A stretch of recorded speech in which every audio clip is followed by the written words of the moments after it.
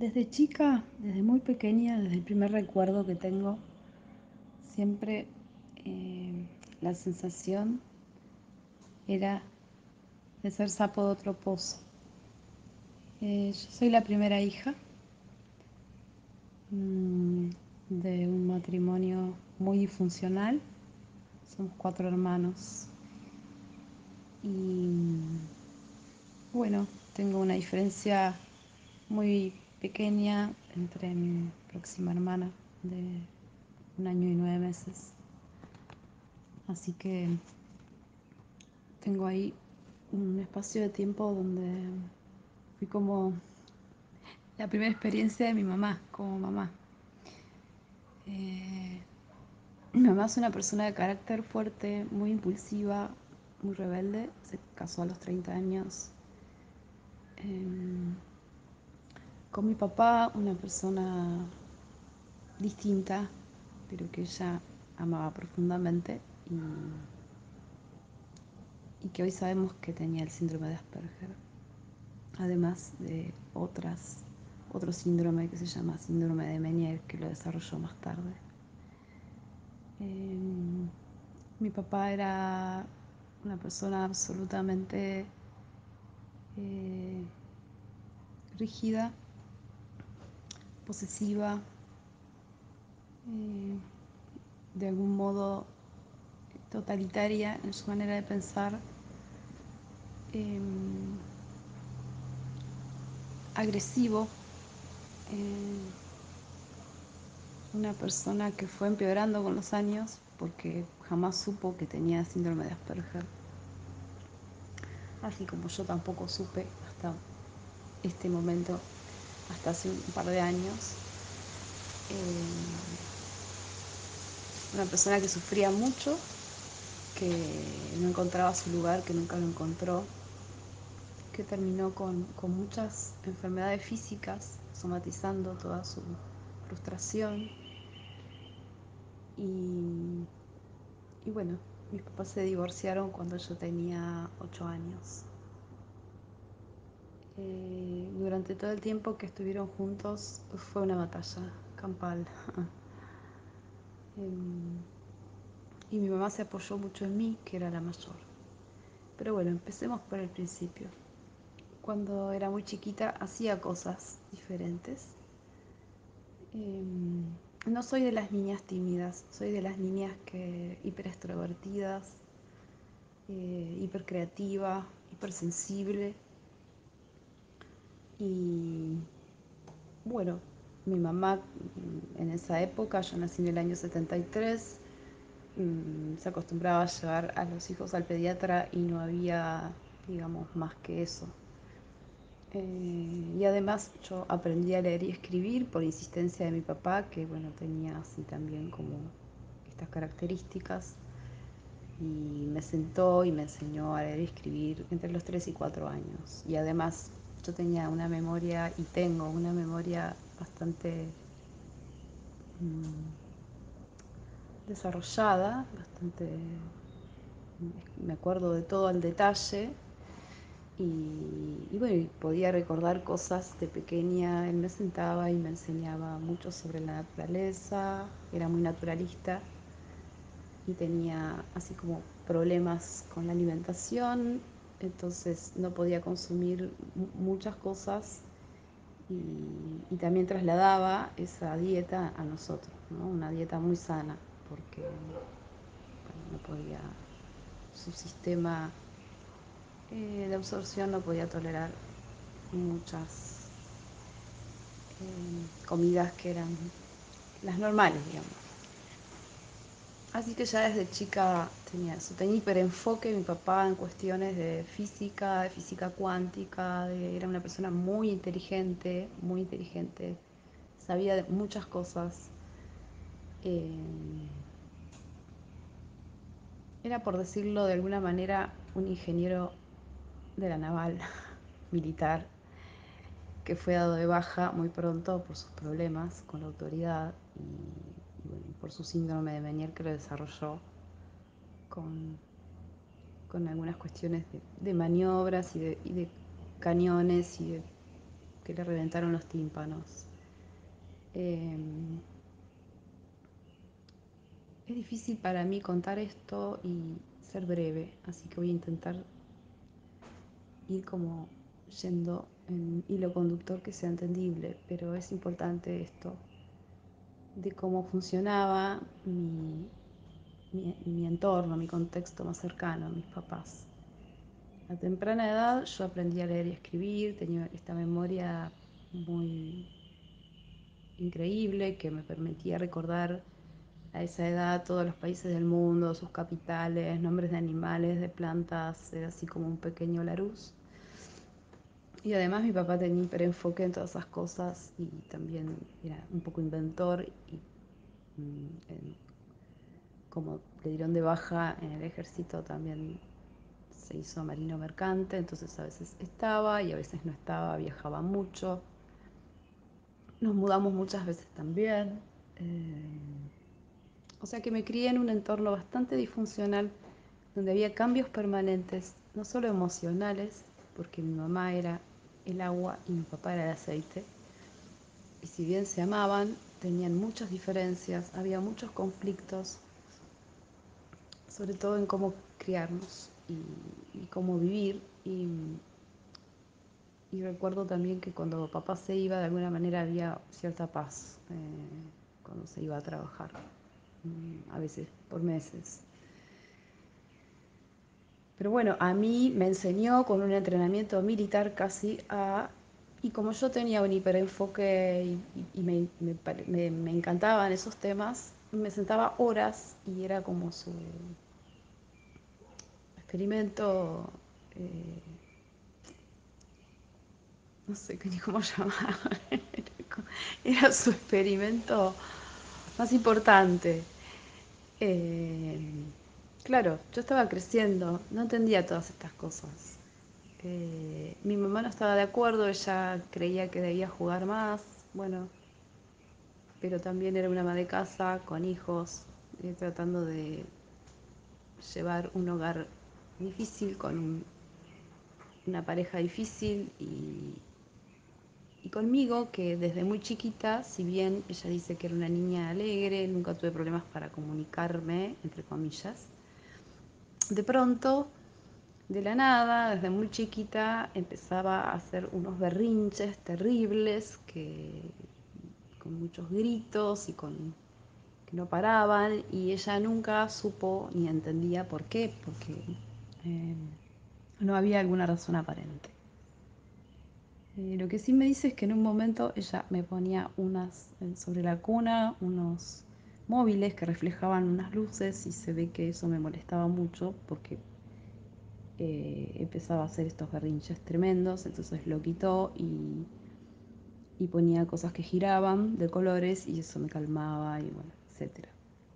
Que ahora puedo identificar como dentro de algunas características que se ven frecuentemente entre otros niños autistas. Y bueno, otra cosa que tenía era que no soltaba una textura, una mantita, y cuando me la quitaban era como eh,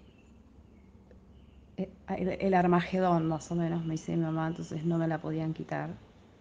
Yo la tocaba todo el tiempo, la tenía que tener conmigo, como que la amasaba, movía permanentemente las manitos y me aferraba a esa mantita.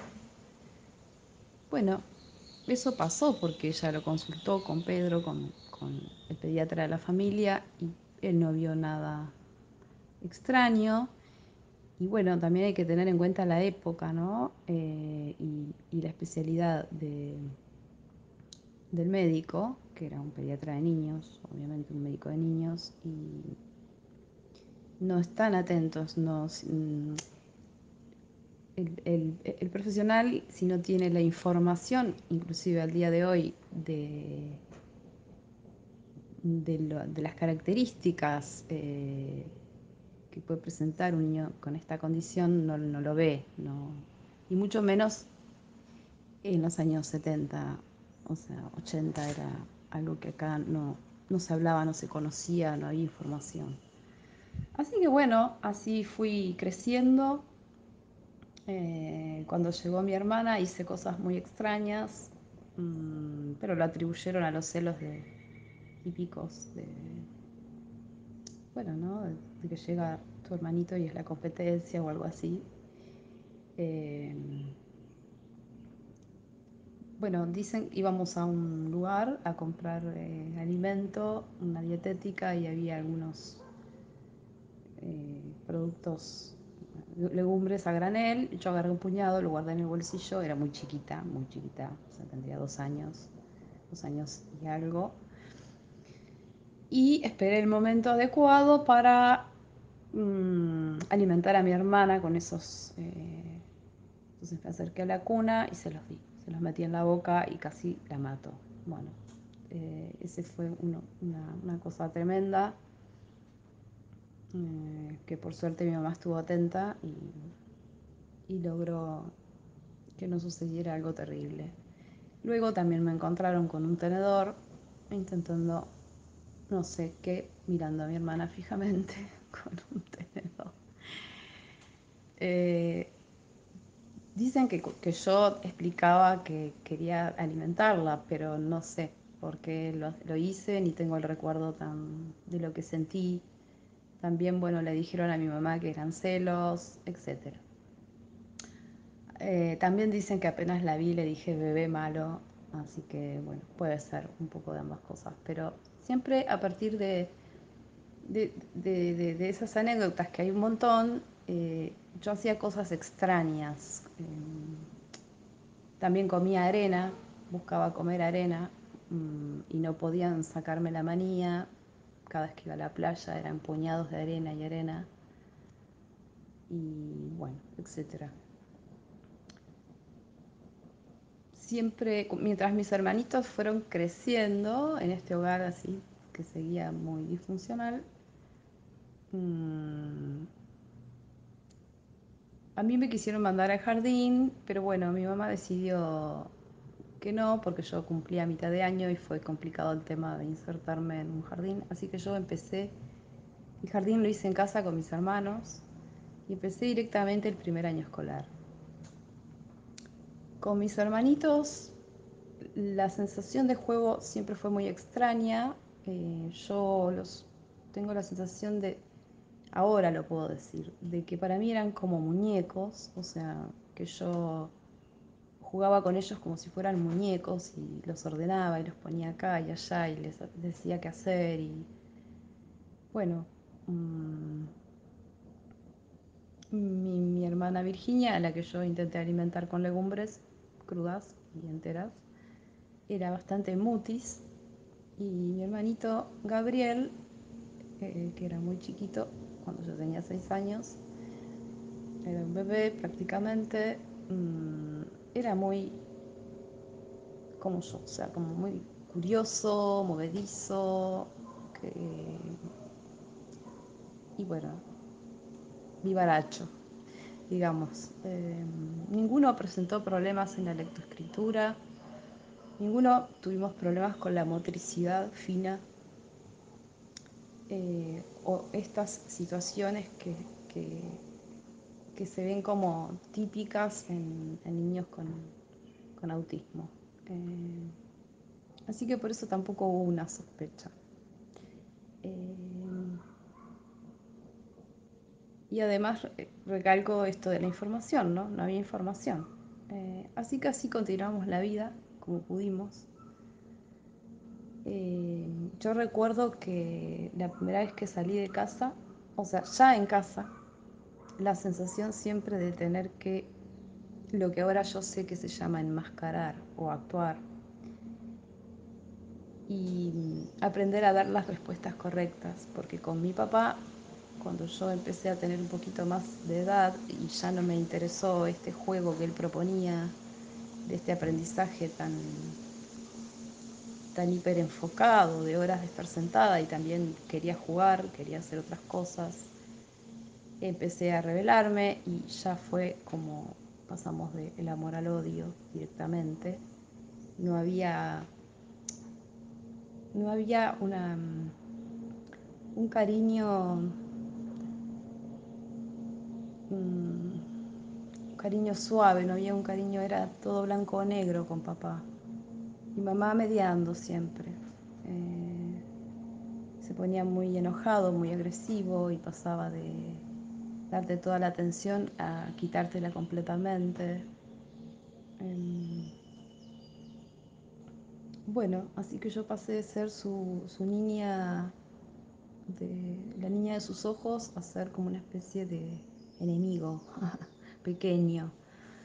Em, y eso fue muy fuerte. Y recuerdo que para evitar, o sea, el primer recuerdo que tengo que puedo eh, ahora, ¿no? Con todo lo que sé, que puedo identificar como mi primer gran enmascaramiento fue con mi papá. O sea, para evitar conflicto, para evitar gritos, peleas, agresiones, yo respondía lo que entendía que calmaba la situación. Así que esto empezó a edad muy temprana a desarrollarse, el enmascaramiento. Y con mi mamá lo mismo, de alguna manera, solo que mi mamá era mucho más empática, sensible, y bueno, y ella en realidad es mi pilar hasta el día de hoy. Sin ella no sé si estaría contándoles esta historia. Luego entré a la escuela y la escuela fue la peor tortura que me tocó vivir. Mm, Pero yo era muy buena enmascarando, aprendiendo, observando, muy rápida. A mí, bueno, las notas nunca fueron un problema para mí, al contrario, siempre fui la primera o la segunda de mi clase. Me interesaban materias específicas y tenía maestros que se daban cuenta de eso y le hablaban a mi mamá para que me llevara a otro tipo de actividades donde pudiera profundizar estas áreas de interés que tenía, que en ese momento eran la historia y la literatura, el dibujo y la pintura y la música. Em, Me gustaba mucho, era muy curiosa, me gustaba mucho siempre andar mirando las cosas de la naturaleza en el jardín de mi abuela, cómo funcionaban las cosas, etcétera. Mm, Pero bueno, mi mamá estaba también bastante ocupada con mis otros hermanitos que también tenían lo suyo. Empezaron a tener complicaciones en la escuela. eh,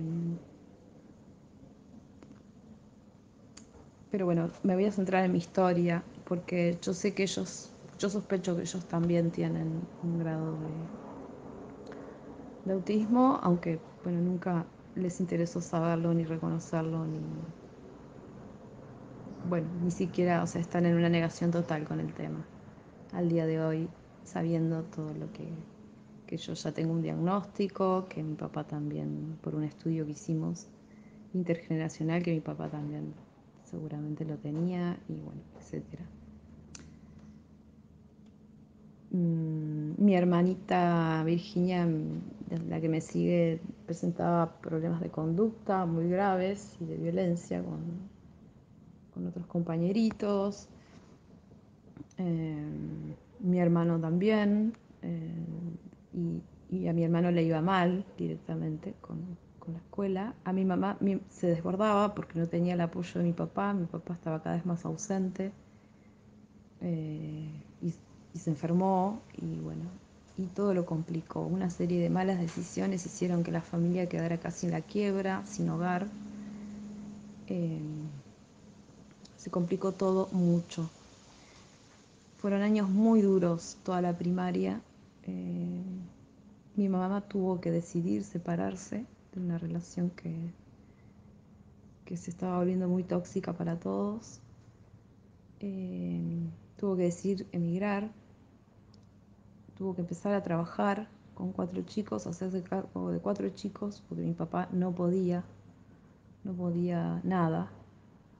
Eh, Tenía crisis terribles, siempre estaba internado. Hicieron miles de estudios neurológicos, buscó miles de alternativas en la medicina china y en diferentes medicinas alternativas que para la época eran completamente desconocidas, si bien hoy están de moda. por suerte se conocen y se saben que son apoyos muy buenos, pero desde la medicina alopática nunca le pudieron dar una respuesta.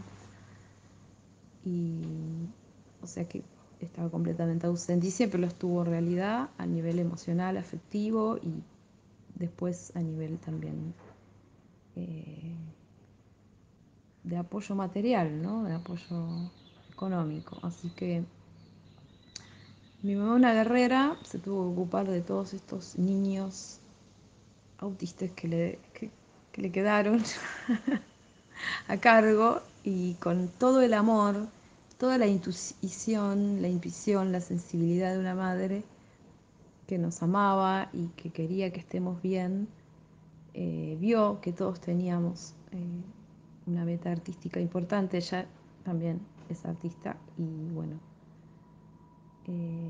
nos puso en diferentes actividades que tenían que ver con el arte y yo creo que eso es lo que nos salvó a todos en realidad. Hoy por hoy creo eso, porque es la mejor forma de poder trabajar la canalización de las frustraciones, de la expresión, de la creatividad y de la comunicación. Entonces, al no haber posibilidades de tener un apoyo de profesionales que nos pudieran contener y ayudar y darnos herramientas adecuadas, el arte fue lo que nos salvó a todos. Incluso a ella también le dio trabajo y nos dio sustento a nosotros. Eh, Así que yo hoy soy artista y es lo más importante que tengo.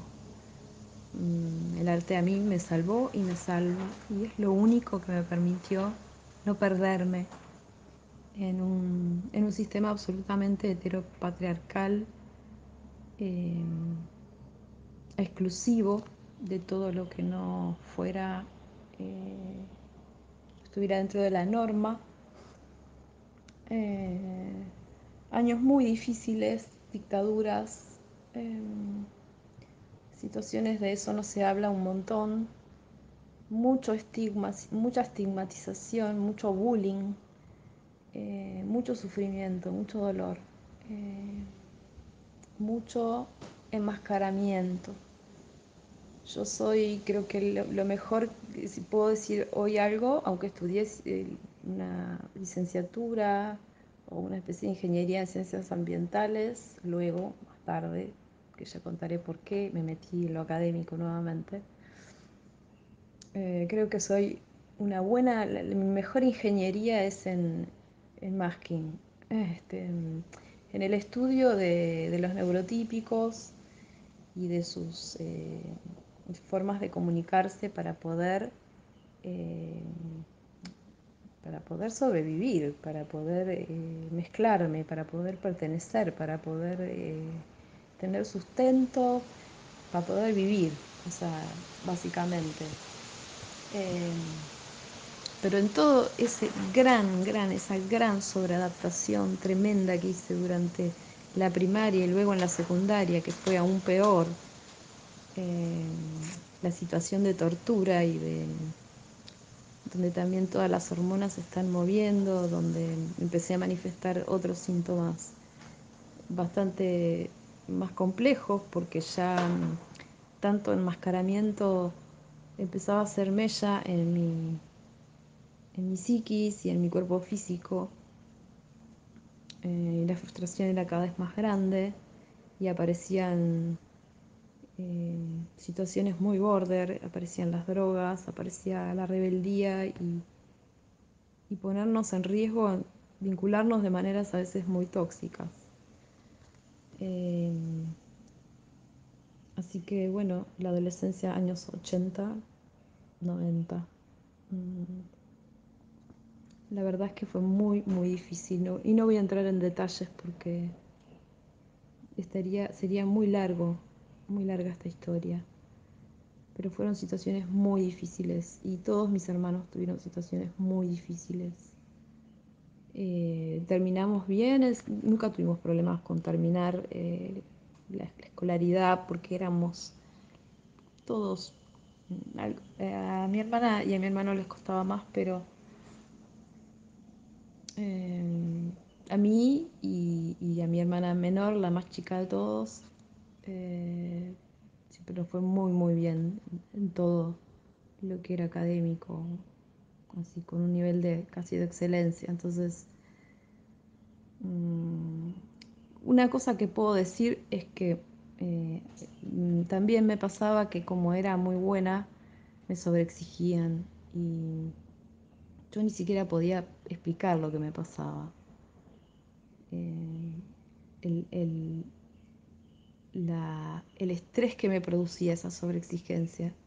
Y como yo era histriónica y era muy camaleónica y tenía muy bien estudiado el masking, siempre decía que sí y terminaba haciendo cosas que me dejaban completamente exhausta y de mal humor y cada vez más frustrada, cada vez más perdida, cada vez sabiendo menos quién soy, pero siempre tenía una niñita en el estómago que gritaba, por favor, escuchá, escuchá, escuchame, escuchame. Había algo que quería romper, me sentía atrapada completamente. Y esto explotó en los años de secundaria, en los últimos años de la secundaria.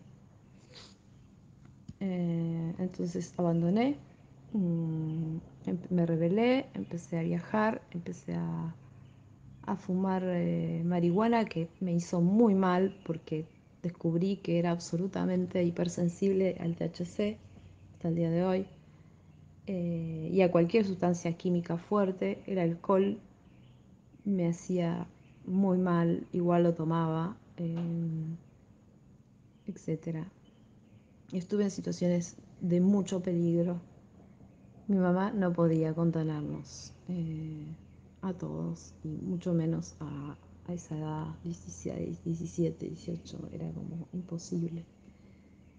De alguna manera, como tampoco encontré respuestas en toda esa locura, eh, volví a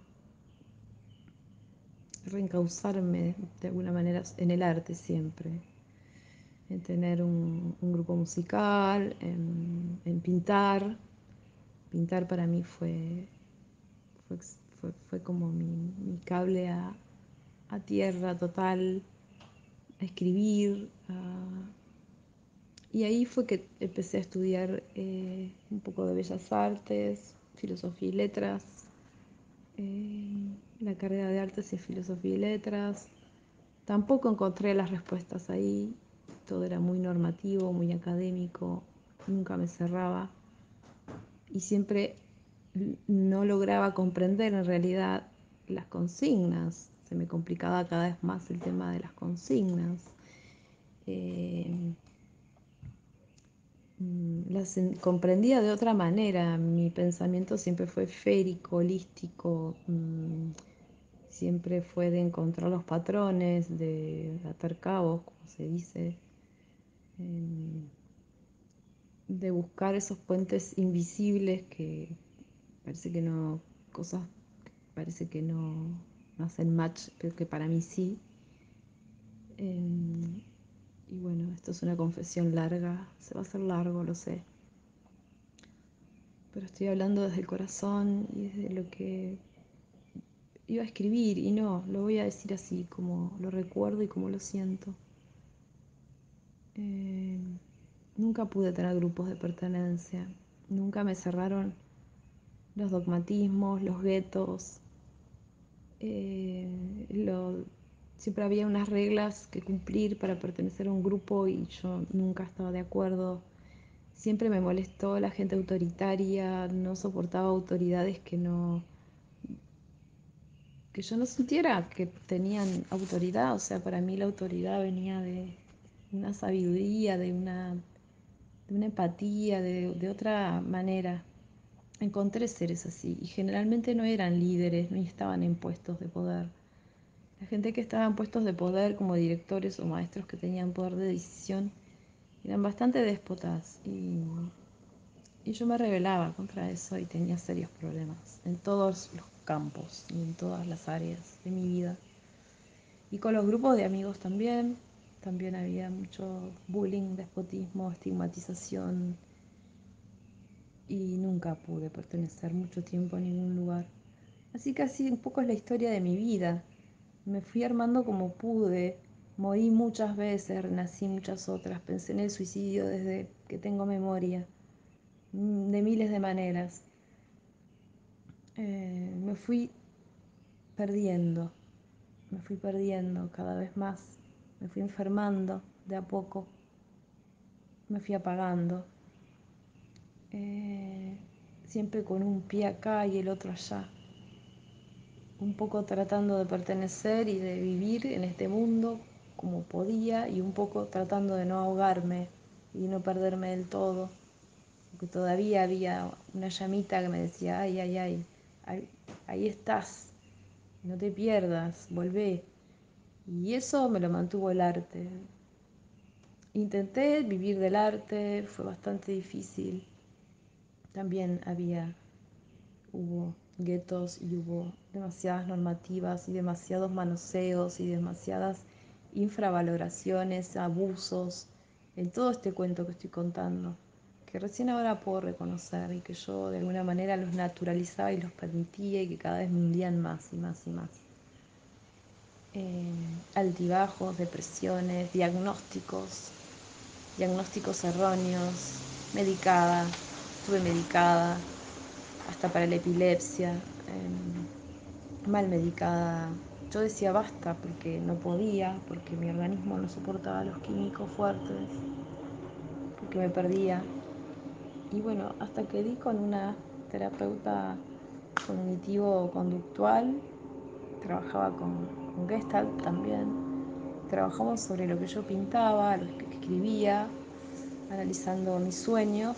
Siempre soñé mucho y recordé mucho mis sueños. Tenía ahí como un hilito conductor, se ve que por ahí, por esas antenas, en- siempre canalicé como información, no sé, como también eso, ¿no? Como una sensibilidad que me permite ver cosas que otras personas no, y bueno, y es difícil hablar de esas cosas, ¿no? Cuando sos siempre, en todas las etapas de la vida. Así que bueno, de alguna manera fui encontrando de nuevo un hito conductor que me fue sacando de... Me fue dando, era agarré la punta de un ovillo que empecé hace muchos años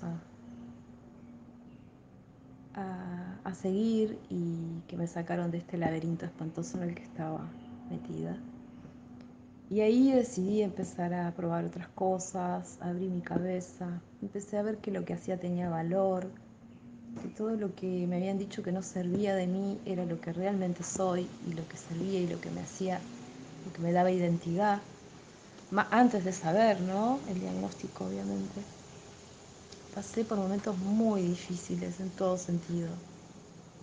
Eh, Hasta estuve atada en un psiquiátrico por cuadros psicóticos que no eran más que saturaciones sensoriales que cada vez se hacían más explosivas, porque bueno, es así. Eh, Así que a los... Vamos a hacer un salto cuántico ahora. Así que a los... bueno, hubo un momento a los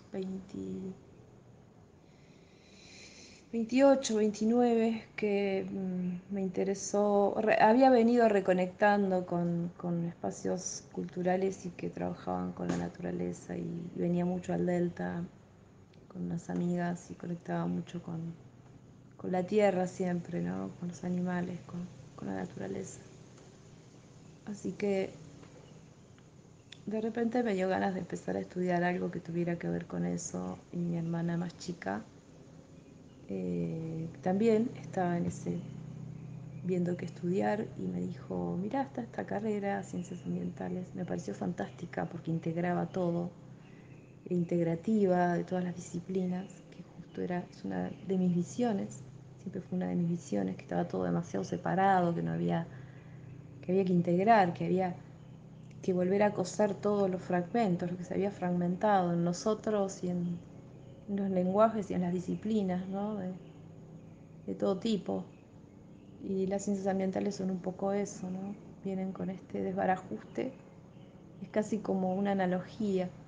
El cuerpo se empezó a enfermar, empezó a estallar por todos lados, la psiquis empezó como a reventar y también la tierra y el, los- y el sistema natural que nos sostiene, que nos da vida. Y ahí vi algo, vi algo vi una beta y dije, bueno, voy a empezar a estudiar esta carrera y me metí en el sistema académico durante 10 años.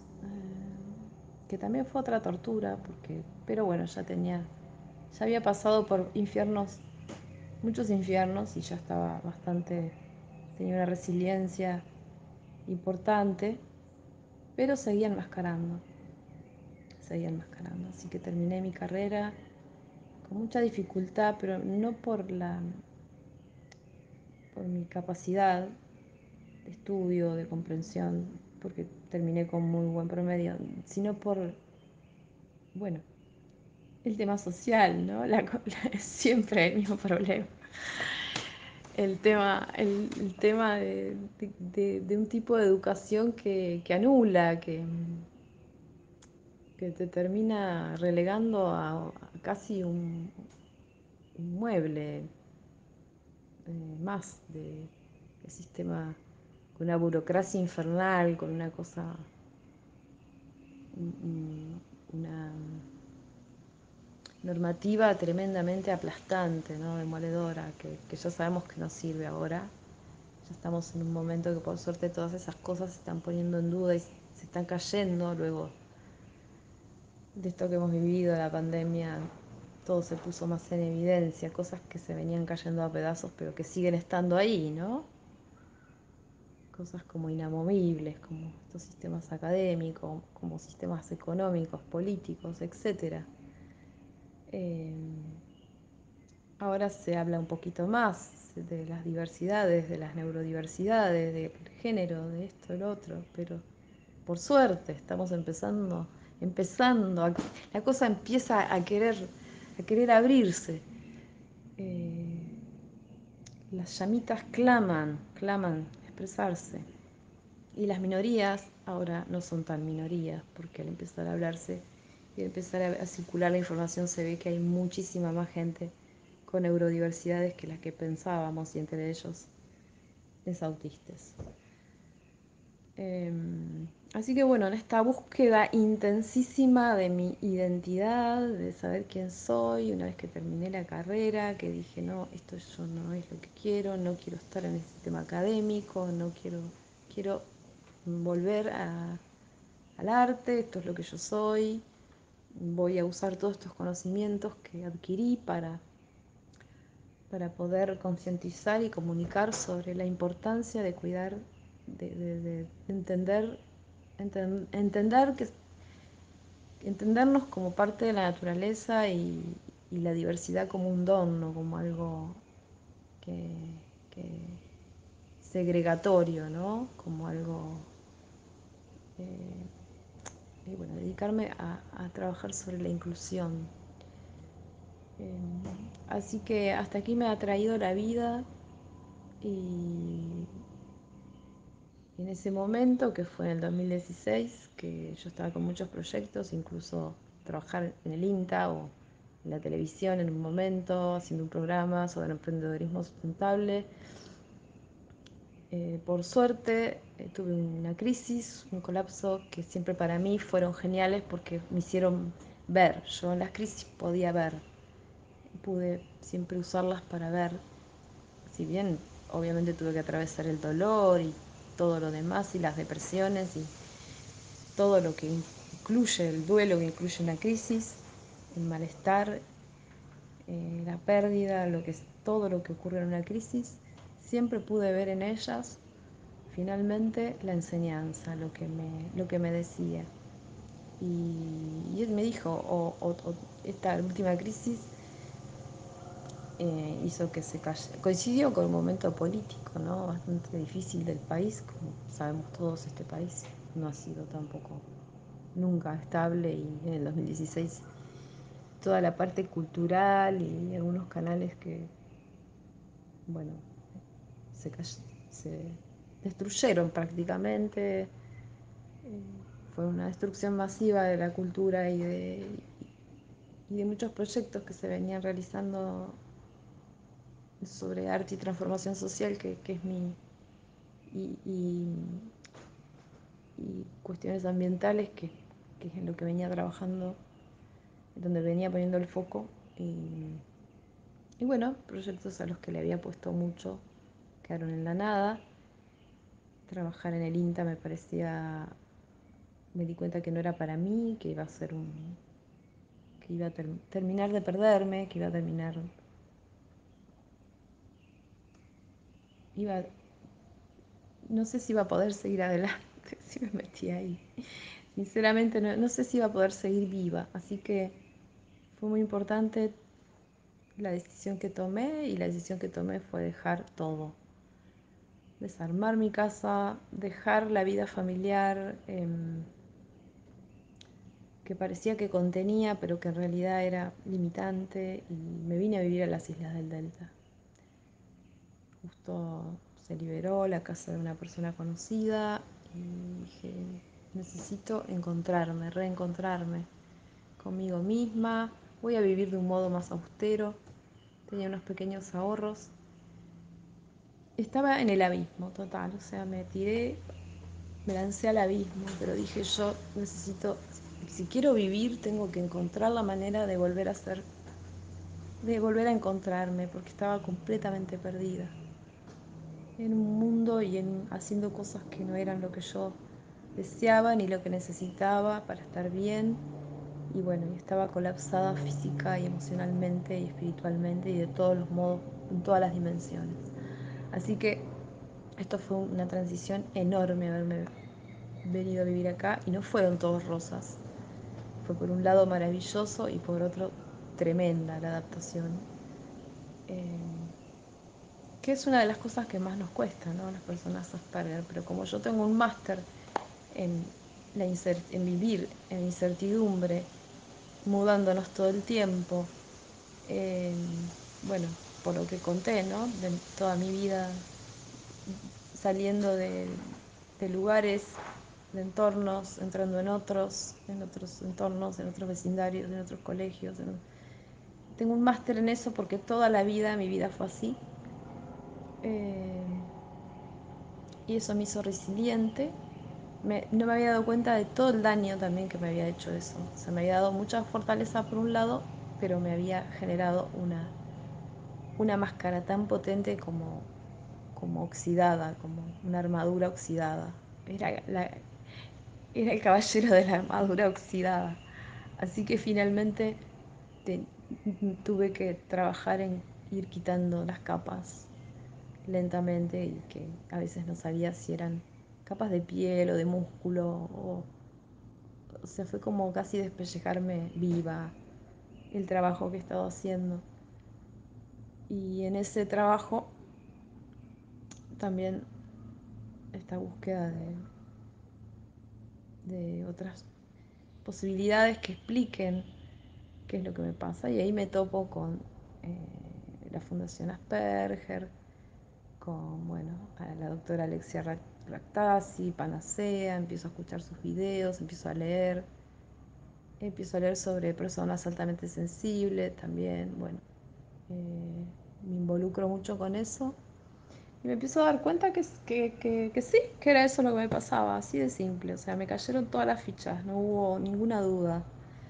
Y fue muy duro también aceptarlo de alguna manera, por todo lo que eso implicaba, ¿no? También. Y después, el día después, porque yo también tengo esa mirada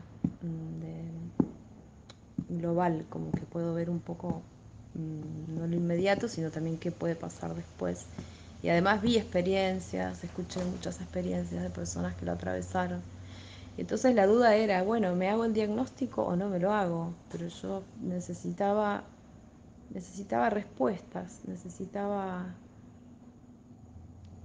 confirmar esto. Y así que pasé por varias instancias de test y de entrevistas. Finalmente obtuve el diagnóstico. Mm, Trabajamos mucho también con relatos de mi mamá. Mi papá, bueno, ya falleció y muy joven, con un estado casi de inmovilidad, internado en un lugar especial donde lo cuidaban porque ni siquiera podía, había perdido completamente el sentido del tiempo, del equilibrio. O sea, el síndrome de Asperger junto con el síndrome de Meniere hicieron completamente, lo destruyeron. Y nunca tuvo la atención adecuada, ¿no? Porque ningún profesional le pudo dar un diagnóstico adecuado. O sea que yo de primera mano sé lo que es no tener un diagnóstico adecuado. El diagnóstico recién lo tuve a los 46 años y cuando lo tuve fue confirmar algo que yo ya había sentido toda la vida. Fue la sensación de que todo empezó a encajar, que todo, y hasta el día de hoy sigo reinterpretando mi vida y dándome cuenta, o sea, de, es como otra. Primero, la liberación de la culpa de no ser suficiente siempre, de que tengo algo malo, de que yo tengo algo malo, de que no valgo, de que soy el problema, de, de que me hago la víctima, de que tengo, etcétera, ¿no? De una sensación siempre de exclusión y de sentirme muy miserable, infravalorada, de permitir abusos y autoabuso primero, por supuesto, para complacer y para pertenecer de alguna manera. Y todo eso se cayó, o sea, se cayó, desapareció. Dije, no more, esto no va más, se terminó. Pero bueno, había que despellejarse viva, ¿no? Un poco, para que, porque identificar hasta dónde llega quién soy, o sea, es como hacer un rebobinado muy profundo y en eso estoy ahora. Tengo 48 años y en ese trabajito estoy muy fuerte, pero recuperé mi centro, recuperé mi identidad, mi llamita está creciendo.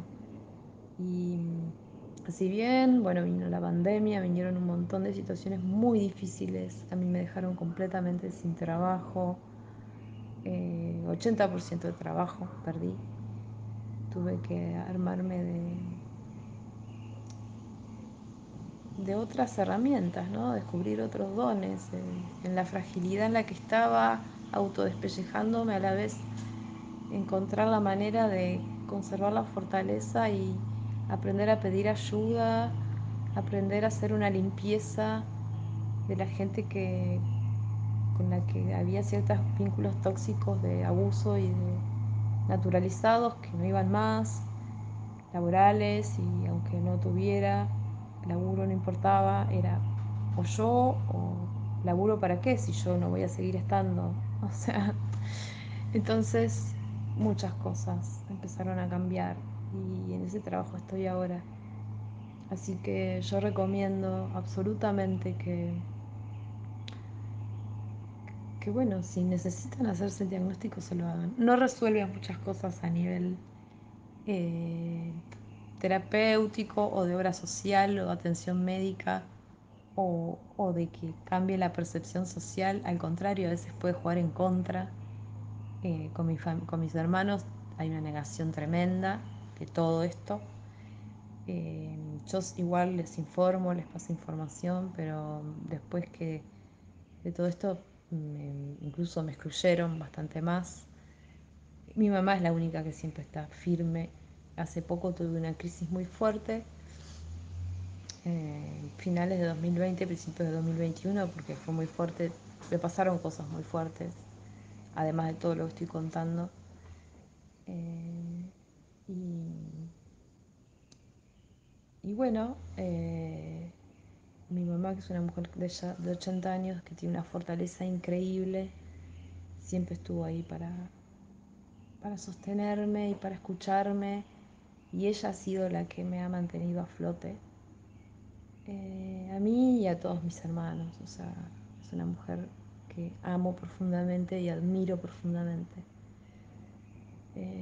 Así como muchas madres. La verdad que las mujeres son pilares, pilares. Si no fuera por las mujeres, no sé qué pasaría en muchas cuestiones, ¿no? Pero con lo familiar y con los hijos, no digo que sea, pero es la mayoría de los casos. Hay casos que no es así, pero en la mayoría de los casos es la realidad. Em,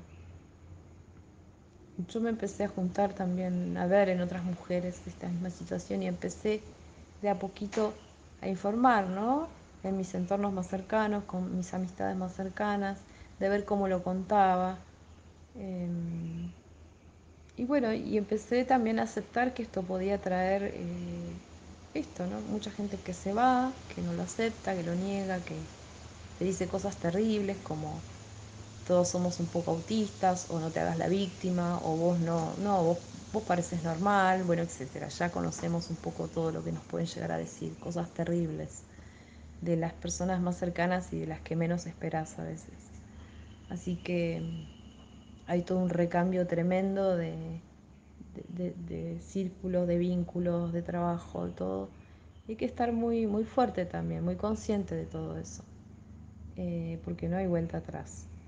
Así que, pero bueno, es volver a vivir, es volver a reencontrarte con quien sos de a poquito, de hacer lo que realmente te hace bien y de dejar de sobrevivir para vivir. Es eso, o sea, para mí es una diferencia enorme. Estar muerta en vida a volver a la vida. Yo me morí y renací muchas veces de la ceniza, pero esta vez fue realmente un renacimiento colosal, colosal lo que estoy teniendo. Y bueno, quería contarles así más una historia de vida que cuestiones más técnicas, que seguramente mis compañeras van a contar algo más técnico, creo, por los perfiles. O bueno, o hay, quizá en otro momento podemos hacer algo más técnico de cómo llegar a los diagnósticos y esto. Yo recomiendo la Fundación Panacea porque además ellos son muy amorosos, muy accesibles y tienen un sistema de autofinanciación, de investigación, son muy serios y que también permite que algunas personas que no tienen los recursos para poder hacerse todos los estudios, que son bastante costosos para llegar a un diagnóstico, puedan hacerlo según sus recursos, ¿no? Acá tener un diagnóstico en nuestro país nos da la posibilidad quizá de tener un CUD, que no muchas veces te lo dan, todo depende. A mí me lo dieron porque como yo empecé a dejar de hacer masking y justamente las situaciones de exámenes me ponen en un estado que ya no puedo sostenerlo el masking, ya no tengo la fuerza. El masking es lo que hace que parezcas menos autista, ¿no? Que tomes características como neurotípicas y yo ya no puedo sostenerlo más, entonces estoy cada vez más autista. Ya ni quiero tampoco dejar de hacer steaming, bueno, a veces no puedo mirar a los ojos, es la realidad, eh, no, no tengo ciertas dislexias, problemas para comunicarme o hablar o comprender consignas y no hago un sobreesfuerzo para hacer que estoy entendiendo, directamente me expreso. Entonces cuando fui al examen de la mesa evaluadora para que me den el certificado único de discapacidad, me mostré tal cual soy, estaba muy nerviosa, se me cayeron todas las máscaras y bueno, de alguna manera se vio claramente que tenía varios características que hacen que las mesas evaluadoras eh, lamentablemente tienen ese sesgo todavía, ¿no? De cómo era, como bueno, no mira, no comprende o no o hace steaming o cosas muy típicas Si ellos las ven, directamente te lo dan al CUD. Si no las ven, como pasan muchos niños, niñas sobre todo, cuando son muy pequeñas, que todavía no hacemos tanto masking y somos quizás extrovertidas y no ven eso, no ven todas esas señales que son tan típicas, digamos, eh, por ahí no te lo diagnostican. Entonces ese es otro tema también. Así que bueno, sé de casos donde no les han dado el diagnóstico porque no tienen este tipo de estereotipias tan marcadas. Y esto está, el diagnóstico, el CUT te sirve para algunas cosas, como por ejemplo que te reconozcan en la obra social, aunque es una lucha también, algunas cuestiones médicas. Igual generalmente los profesionales de las obras sociales no están capacitados, no tienen la capacitación para poder tratar casos, sobre todo de diagnósticos tardíos en adultos y en mujeres sobre todo. Eh, entonces siempre terminamos buscando afuera apoyo en terapias cognitiva-conductuales, pero con profesionales que hayan tenido experiencia en este campo. Si no, no te sirve de mucho. Luego esto no es una enfermedad, es simplemente que cuando tenemos diagnósticos tardíos ya arrastramos algunas comorbilidades, ¿no? Que hay que ir como acomodando, como mejorando. Porque sí, nos vamos enfermando, esa es la realidad, cuando pasaron tantos años de sobreadaptación y de masking y de guardarlo todo.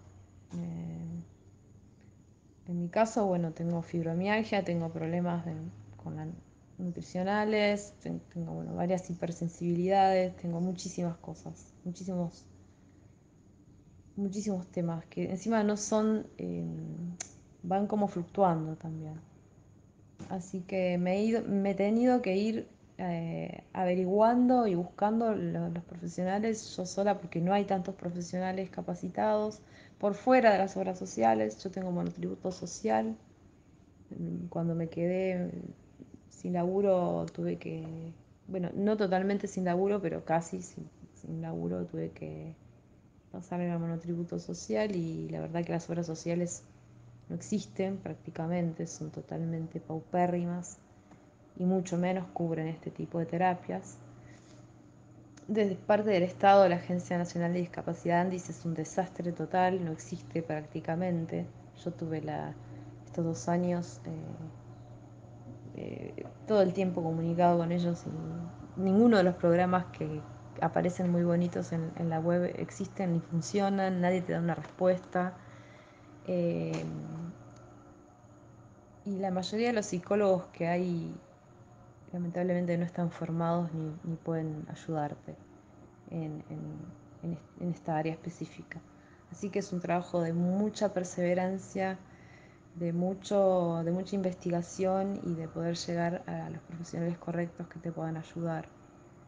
Eh, Tampoco es que uno va a tener que hacer terapia toda la vida, sino uno mismo tiene que encontrar la forma, porque esto no es una enfermedad, esto es una neurodiversidad y uno mismo es el que tiene que aprender a autorregularse. Lo que sí te pueden dar son herramientas para ayudarte cuando tenés tanta desregulación de tantos años, ayudarte a reencontrarte, ayudarte a autorregularte, bueno, etcétera. Bueno, la nutrición también es importante, en mi caso por lo menos es importante, etcétera. Así que bueno, siempre creo que lo mejor que nos puede pasar es saber realmente qué nos pasa,